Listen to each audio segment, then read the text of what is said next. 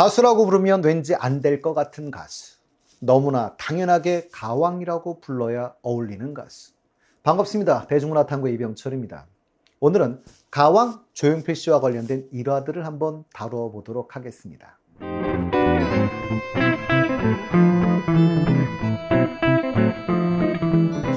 연예인들이 가장 좋아하는 가수는 조용필, 개그맨은 이홍열, 배우는 안성기라고 답하던 시대가 있었습니다. 조용필 씨와 안성기 씨는 절친이시죠. 지금은 암으로 돌아가신 명-MC 허참 씨의 투병 사실을 알던 세 분이 있었는데요. 조용필, 이홍열, 강진 씨였다고 하니 어찌 보면 최고이신 분들은 서로를 알아보나 봅니다. SBS 라디오가 방송사 3사 연예인 100명을 대상으로 조사한 연예인이 뽑은 연예인 베스트 5가 있었는데요. 가장 좋아하는 가수는 역시 1위는 조용필 씨였지요. 그리고 뒤를 이어 패티김, 나훈아, 김현식, 김건모 씨 순이었다고 합니다. 사실은 재밌는 설문도 있었지요. 연예인이 뽑은 가장 손꼽는 주당은 조용필 씨가 1위를 못하시고 개그맨 강석 씨가 무난하게 1등을 하셨다고 하고요. 그 뒤에 주연 씨. 사실 이 두 분 엄청난 주량으로 유명하신 분이죠. 그 뒤에 조용필 씨, 김현철 씨, 최양락 씨 순이었다고 합니다. 지금은 술을 거의 안 하신다고 하시니 다행이지만 옛날에는 조용필 씨도 술 좀 잘하시는 걸로 유명했었죠. 이런 위대한 가수도 실수는 있었는데요. 1991년 서울 잠실 종합운동장 야구장에서 열린 KBO 리그 개막전에 초청되셔서 애국가를 열창하셨습니다. 그런데 마지막에 기리 보전하세를 우리나라 만세로 잘못 부른 적이 있었다고 합니다. 조용필 씨는 카메라 프레쉬가 너무 많이 터져서 라고 해명을 하셨는데요. 어찌되었건 트라우마가 생긴 것인지 이 이후론 애국가를 부르는 초청 자리는 가지 않으셨다고 합니다. 전 개인적인 생각입니다만 이런 모습도 보여주셔야 더 인간적인 것 같습니다. 아니면 신이신 거죠. 부산 해운대 해수욕장 호안도로에 1994년에 세워진 돌아와요 부산항의 노래비가 있는데요. 가로 1m, 세로 0.4m, 높이 2.6m의 크기로 부산을 상징하는 파도와 갈매기, 그리고 오륙도를 형상화한 노래비입니다. 부산에 노래비가 있는 것은 돌아와요 부산항의 작사, 작곡을 하셨던 황선우 씨가 부산 출신이기 때문인 것이죠. 그래서 황선우 씨와 조용필 씨, 그리고 노래 가사 등이 새겨져 있습니다. 그리고 2002년 고등학교 교과서 중에 교학사, 음악과 생활에 돌아와요 부산행이가 실리기도 했었습니다. 옛날에 음악 교과서에는 가곡과 클래식, 민요가 주로 실려 있었지요. 그러니 음악 교과서에 대중가요가 실린다는 것은 상상도 할 수 없던 시대가 있었습니다. 그러나 대중가요로 학습 동기를 유발한다는 취지로 1997년 교육인적자원부의 7차 교육과정 기준이 변경되면서 대중가요가 교과서에 수록되기 시작했는데요. 중고등학교 음악 수업 시간에 드디어 대중가요를 배우는 시대가 된 것이죠. 중고등학교 18개 출판사 중 10개 출판사의 음악 교과서에 총 60곡의 대중가요가 수록되었고 외국 팝송도 38곡이 수록되었는데요. 가장 많은 교과서에 수록된 곡은 조용필 씨는 아닙니다. 70년대 포크 여가수 윤현선 씨의 얼굴이었습니다. 6개 음악 교과서에 수록이 되었고요. 그렇다면 교과서에 가장 여러 곡이 실린 가수는 조용필 씨입니다. 여행을 떠나요, 돌아와요 부산항의 한 500년, 친구요, 4곡이 소개되었습니다. 조용필 씨의 고향 경기도 화성에는 2002년에 건립된 꿈 노래비가 있는데요. 아마도 노래비가 초등학교 안에 설립된 것은 제가 알기로는 처음이 아닌가 싶습니다. 이곳에 노래비가 건립된 이유는 조용필 씨가 송산초등학교를 졸업했기 때문이었지요.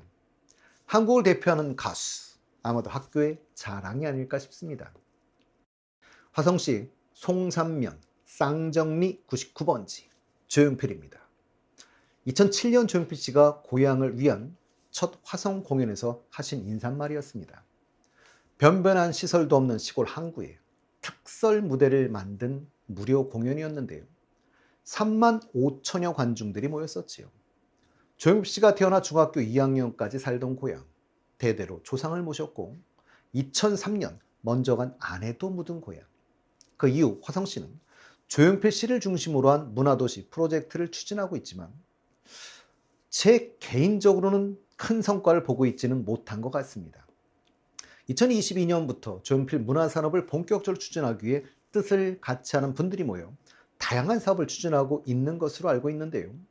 좀 잘 진행이 되어서 화성이 정말 조용필 문화단지가 되었으면 좋겠습니다. 계몽사 학습만화 세계사에 조용필 씨가 풍자되어 등장을 했었는데요. 카스트 제도의 유래를 설명하는 장면에서 수드라 계급의 할아버지와 손자가 수레를 몰고 가는데 할아버지가 리그베다의 노래 한 구절을 부릅니다.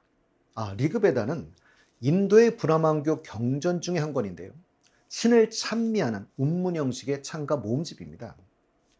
손자가 그 노래를 듣고 가수 용피르가 부른 건가요? 라고 묻는 장면도 있었지요. 조용필 씨는 한국 대중음악사에서 가장 관련 서적과 논문이 많이 나온 가수이기도 한데요. 제가 그냥 기억나는 것만으로도 2002년에 조용필 노래 언어를 시작으로 해서 조용필의 노래 맹자의 마음, 상아탑에서 본 국민가수 조용필의 음악세계, 헬로 조용필 키드, 음악과 자유가 선택한 조용필, 조용필과 위대한 탄생, 문학으로 있는 조용필, 조용필을 가왕, 조용필 노래하다, 조용필 백과 대사전 등 이렇게 한국 음악사에서 많은 평가와 관련 서적이 이루어진 가수는 유일무이할 것 같습니다. 조용필과 영어 표기 조용필 및 이니셜 YPC 그리고 한자 표기 조용필 이렇게 4개는 정식 상표로 등록이 되어 있다고 합니다. 그러니 조용필의 이름을 도용해 물건을 팔거나 사업을 벌이면 민형사상 어떤 처벌을 받게 되는데요. 그러나 등록 상표 업종에 음악 공연업은 포함이 되어 있지만 융주점업은 포함이 되어 있지 않다고 합니다. 그래서 저희들 추억 속에 있는 웨이터 이름 조용필은 여전히 사용할 수 있다고 하네요. 유튜브 채널 권PD의 아름다운 구설에 권재영 PD는 KBS에서 있었던 불후의 명곡에 조용필 씨 섭외 비하인드를 소개한 적이 있었지요. 권 PD는 1회 때 조용필 선생님을 모시지 못한 부분이 계속 아쉬움으로 남았었다. 그래서 조용필 선생님이 가시는 곳마다 8년 동안 무조건 공연장에 꽃다발을 보냈다고 했습니다. 그리고 몇 년 동안 출연 가수분들이 꼭 한번 뵙고 싶습니다. 이 종이를 들고 폴라로이드 카메라로 사진을 찍어서 이렇게 쌓인 몇 년치를 공연장 앞에다가 사진을 걸어 크리스마스 트리를 만들었다고 하지요. 권 PD는 섭외에 가장 공을 들이고 가장 어렵게 모신 분이라고 회상하기도 했었는데요. 조용필 씨의 섭외가 결정된 후에도 사실은 문제였다고 합니다. 다른 전설의 가수 편에서는 가수를 섭외하는 게 너무 힘들었는데 전설의 가수 조용필 편에서는 가수들이 너무 나오겠다고 해서 거절하는 게 힘들었다라고 전했습니다. 그리고도 조용필 씨는 명곡이 너무 많아 곡목을 선정하는 것도 어려웠다라고 이야기를 했었지요. 권 PD는 조용필 씨의 미담도 공개를 했었는데요. 전설분들이 오시면 인사로 후배 가수들이 줄을 서서 한 명씩 들어와 대기실에서 인사를 한다고 합니다. 권 PD는 조용필 씨에게 후배 가수들이 차례대로 인사를 올 거라고 했더니 하지 말라고 하셨다고 하지. 애들 귀찮게 하지 말라고 하시며 내가 다닐게 라고 대기실 16개를 직접 다니셨다고 하죠. 권 PD는 너무 존경스러웠다 라고 이야기를 했습니다. 어깨에 힘을 넣으셔도 리스펙트 할 수 있는데요. 늘 웃으면서 PD와 방송에 대한 존중을 해주셨다라고 했는데요. 역시 전설은 그냥 만들어지는 건 아닌 것 같습니다. 다음 시간에는 좀 더 많은 이야기를 가지고 찾아뵙도록 하겠습니다.